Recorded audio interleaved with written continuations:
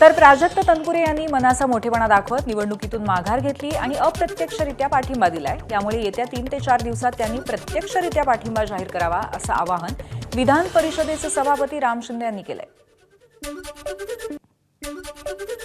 आदरणीय शिवाजीरावजी कर्डिले साहेबांनी गेल्या अनेक वर्षापासून जवळपास 6 वेळा निवडणुकीला सामोरं जात असताना या जिल्ह्यामध्ये स्वतःचं नेतृत्व प्रस्थापित करत असताना सर्वसामान्याचा आवाज म्हणून त्यांनी या जिल्ह्यामध्ये कार्य केलं, या राज्यामध्ये कार्य केलं आणि हे कार्य करत असताना खऱ्या अर्थानं त्यांनी पाठिंबा दिला आणि म्हणून त्यांचे मी आभार मानतो। परंतु अजूनही वेळ गेली नाही।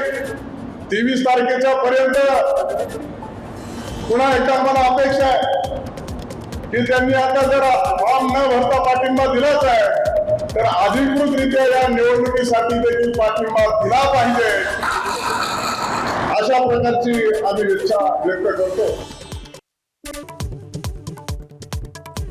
विरोधकांना महिलांना आरक्षण द्यायचं नाही, पण तसं बोलण्याची हिंमत नाही।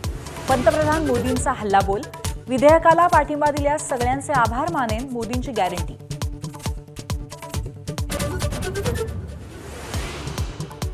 मतदारसंघ फेररचनेचा हट्ट सोडून द्या, आरक्षण आजच मंजूर करू, ठाकरेंच्या शिवसेनेची भूमिका। 5 राज्यांच्या निवडणुका सुरू असतानाच विशेष अधिवेशन का बोलवलं, यावर सवाल। महाराष्ट्र विधान परिषदेच्या 9 जागांसाठी 12 मे रोजी मतदान, 30 एप्रिलपर्यंत अर्ज भरण्याची मुदत, तर 4 मे पर्यंत अर्ज मागे घेता येणार। 12 मे रोजीच मतमोजणी। भोंदू अशोक खरातची पत्नी कल्पना खरातच्या अटकपूर्व जामिनावर आज सुनावणी।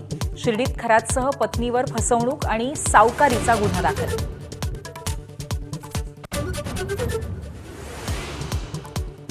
नाशिकच्या TCS कंपनीच्या विरोधात हिंदुत्ववादी संघटनांचा मोर्चा, बाईक रॅलीत महिलांचा सहभाग, धर्मांतरासाठी दबाव टाकणाऱ्यांवर राष्ट्रद्रोहाचा गुन्हा दाखल करण्याची देवयानी फरांदेंची मागणी।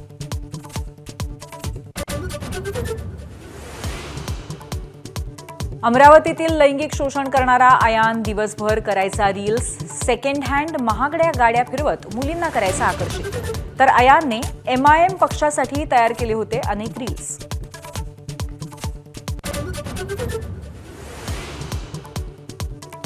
मुंबईच्या मालाडमध्ये ABP माझाच्या बातमीचा इम्पॅक्ट, गुरुवारी आणि रविवारी भूत उतरवण्याची बतावणी करत अघोरी पूजा, भोंदू बाबाला पोलिसांनी घेतलं ताब्यात।